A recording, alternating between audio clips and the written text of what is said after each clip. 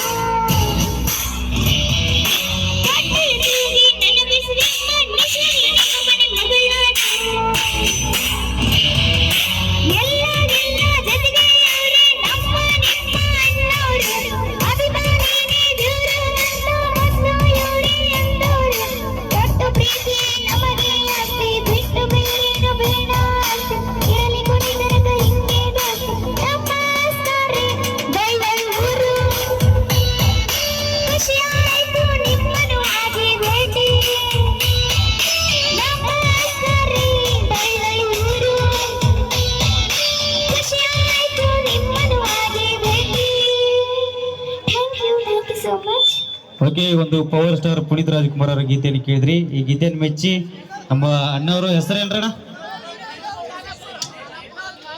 ವಿನೋದ್ ಖಾನಾಪುರ್. ಆ ಅಣ್ಣವರು 200 ರೂಪಾಯಿ ಕಲಾಕಾನಿ ಕೊಟ್ಟಿದ್ದಾರೆ, ಕುಮಾರಿಗೆ ಸ್ವೀಕರಿಸಬೇಕು. ಬಹಳ ಅದ್ಭುತವಂತ ಗೀತೆ. ವಿನೋದ್ ಖಾನಾಪುರ್ ಸರ್ ಅವರು ಕೂಡ ಕಲಾಕಾಣಿಕೆಯನ್ನು 200 ರೂಪಾಯಿಗಳ ಕೊಟ್ಟಿದ್ದಾರೆ. ಅವರಿಗೂ ಕೂಡ ವೇದಿಕೆಯ ಮೂಲಕ ಸ್ಪೆಷಲ್